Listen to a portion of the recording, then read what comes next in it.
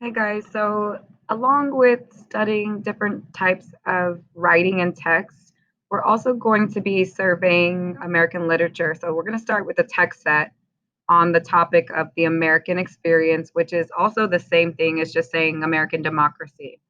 So remember when we say multi-genre literature, we're looking at different pieces of art and writing, right?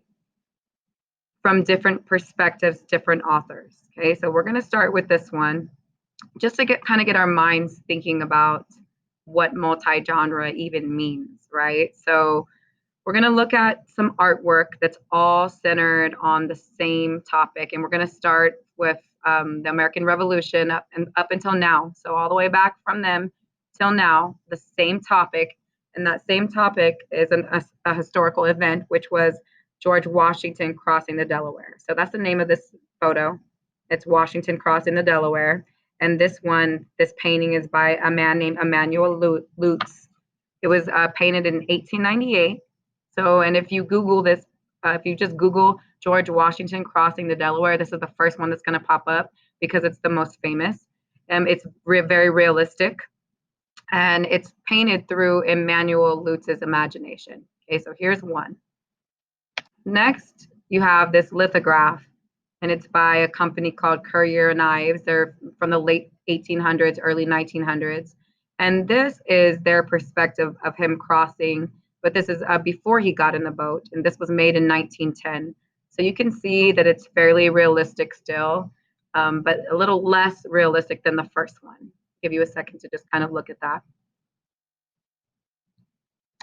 Next, we have another painting from 1912. And this is from a poster. No credit to the artist was ever given for this painting, but it's also realistic, but from kind of a different angle. Go ahead and look at that one. The next one is some abstract art by Ray Lichtenstein. This is from 1951, and this is his version of George Washington crossing the Delaware. The next one is Jacob Lawrence, very abstract. It's from 1954, and his goal was to capture the danger and the destruction of war. So you can see the very pointy edges, and it's just very extremely abstract. The next one is a somewhat abstract as well, but it's very impressionistic. It's by an author named named Justin McCarthy from 1963. Give you a second to look at that one. So this is his version of George Washington crossing the Delaware. So we're going up in the years, right? The next one is from 1977, and it's a comic, like a Hanna-Barbera Super Friends comic series. So it's just like a cartoon, and this is their version of George Washington crossing the Delaware. And now we come to the year 2019. This is a political statement as well as a painting. So you can see the artist name is Kent Monkman. He substituted Native Americans and people of color for the white people that were in the boat. It's definitely more contemporary. You can see the soldiers up here on the rock, right, up to the top left, and they're from this day and age, right? So the name of this painting is called The Resurgence of the People. You will see a lot more political renditions of the original. You could, if you Googled some parodies, you would even see like a Muppet version of this painting. So this particular moment in history.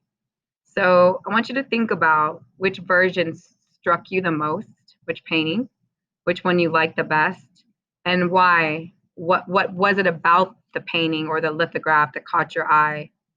And as you go through the week, you may find yourself thinking about one or two of them. So that's the thing about art, is that even if we don't or might not love it or find it pleasant, sometimes it captures our imagination and we keep thinking about it, right?